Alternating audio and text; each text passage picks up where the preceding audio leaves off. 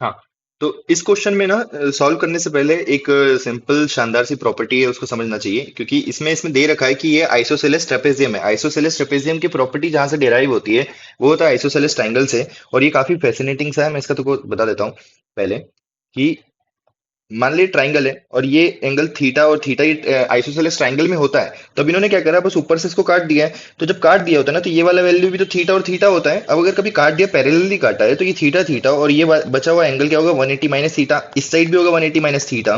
तो बेसिकली हमको इससे क्या मिलता है कि ये वाला एंगल तो थीटा है, ये वाला एंगल थीटा है। सो ये वाला angle 180 minus theta, 180 minus theta, that that means कि ये एंगल और ये एंगल इक्वल है, और ये वाले एंगल इस वाले एंगल से इक्वल है, और एक दो बेस एंगल ऊपर वाले एंगल से कॉम्प्लीमेंट्री है। बस इतनी सी बात जाननी थी, यहाँ पे ये चीज हेल्प करेगी आगे जाके।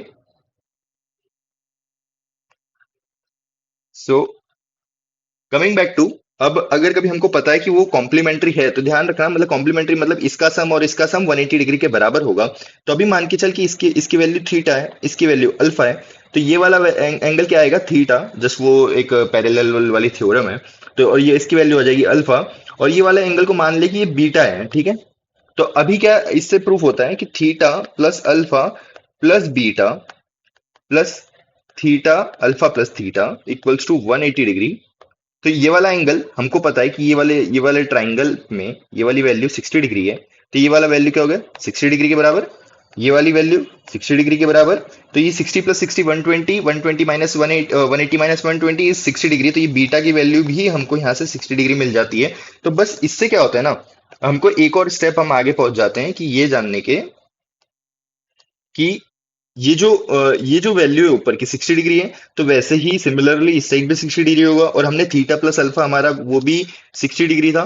तो बेसिकली ये तो 60 डिग्री हो गया, ये भी 60 डिग्री हो गया। तो बेसिकली इससे प्रूफ हो गया कि ये वाला एंगल जो है वो किसके, मतलब यहाँ पे हमने जो था ना थीटा प्लस अल्फा, उससे हमने 60 डिग्री निकाला था। तो बेसिकली इससे हमको बाद में पता चलता है कि ये इक्विलेटरल इक्विलेटरल ट्राइंगल है। तो ये दोनों साइड है, इस साइड भी इक्विलेटरल ट्राइंगल, इस साइड भी इक्विलेटरल ट्राइंगल। अब ये चीज भी बाद में यूज होगी। अब इसका मैं कैसे होगा आगे मैं बताता हूँ। पहले सबसे पहले शुरू करते हैं। तब हमको है ना यहाँ पे इस एंगल को निकालना होता है, ठीक है। इस एंगल को निकालना होता है। इस एंगल को निकालने के लिए मैं सबसे पहले बस इतना सा एक चीज, सिर्फ एक ही इन्फॉर्मेशन, यूजफुल इन्फॉर्मेशन यहाँ पे, कि ये 1:1 में डिवाइड करता है। अब अगर कभी कोई सा भी ट्राइंगल से एक लाइन आ रही है और उसको 1:1 में डिवाइड करता है, इक्विलेटरल ट्राइंगल में अगर कभी बाइसेक्ट करता है, तो ये इसको एंगल्स को भी इक्वल में डिवाइड कर देगा, जो कि 30 डिग्रीज में होगा। ये वाला हमको पता है कि ये इक्विलेटरल ट्राइंगल होने के कारण 60 डिग्री है। तो थीटा की वैल्यू यहाँ पर आ जाती है 90 डिग्री के बराबर। सो अगर कभी ये 90 डिग्री है, सो अब बचा हुआ पार्ट बस सिंपल सा है कि अज्यूम कि दिस केपी इज 2, राइट। अभी मैं बताता हूँ क्यों, क्योंकि वो इससे आगे का काम आसान आसान हो जाता है। बस सिंपल सा कि ये मान ले कि ये 2 है, this is a 90 degree, this is a 60 degree.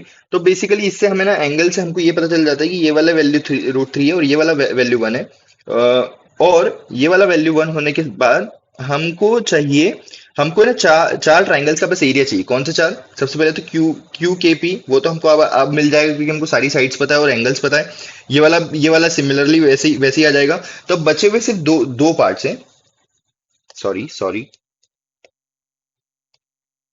बचे हुए सिर्फ सिर्फ और सिर्फ दो पार्ट्स हैं। एक हो जाएगा ये, और एक उसके नीचे वाला पार्ट, ठीक है।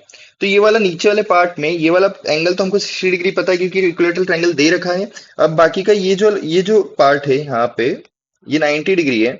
और हाँ, बस सिंपल से बता दूं, ये वाला तो हमने निकाला था 30 डिग्री। तो ये पैरेलल होने के कारण, इसके पैरेलल होने के कारण ये ऊपर वाला एंगल 30 डिग्री के बराबर होगा। बढ़िया, तो ये वाला एंगल भी 30 डिग्री हो गया। तो ऐसे ही सिमिलरली 30 डिग्री उस साइड से भी हो गया। अब बचा हुआ ये तो लाइन है, तो ये बचा हुआ एंगल कितना हो जाएगा, 60 डिग्री। तो ये भी सिमिलरली 60 डिग्री। तो नीचे वाला एंगल भी हो गया इक्विलेटरल ट्राइंगल। और ये मैं ऑलरेडी बोला था कि यहाँ पे ये वाला लेंथ 1 है, तो ये वाला लेंथ भी 1 हो जाएगा। तो इक्विलेटरल ट्राइंगल का एरिया भी हमको पता चल गया कि √3/4, 1 का होल स्क्वायर। इस इक्विलेटरल का भी पता चल चुका है। ये वाले राइट एंगल्स का हमको पता चल जाएगा, हम निकाल लेंगे। अब बस बचा तो सिर्फ और सिर्फ एक ये, और 30 डिग्री, ये 30 डिग्री है, तो ये वाला बचा हुआ एंगल होगा 120 डिग्री। तो अब सिंपल सी चीज है कि अब हमको है ना यहाँ पे एक ट्राइंगल है सिंपल सा, उसमें ये वाला एंगल 120 दे रखा है, ये वाला एंगल दे रखा है 30 डिग्री, ये वाला एंगल 30 डिग्री दे रखा है। तो बस इसको हम डिवाइड परपेंडिकुलर डालते हैं, तो यहाँ पे ये आता है 60 डिग्री एंगल। और ये हो जाता है अगर कभी 0.5, तो हम यहाँ से अब 10 10 30 वगैरह वगैरह का थ्योरम यूज करके हम बेसिकली यहाँ से ये हाइट निकाल लेंगे एक्स, आगे का मैं तो तेरे ऊपर छोड़ता हूँ। ये हम अब यहाँ से एक्स हाइट निकाल लेंगे और उस हाइट से हम क्या है ना, इस ट्राइंगल का भी एरिया निकाल लेंगे। तो अब बस एरिया सबके पता चल चुके हैं, तो अब रेशो तो आराम से निकाल लेगा और आखिरी में वो 15:4 आता है।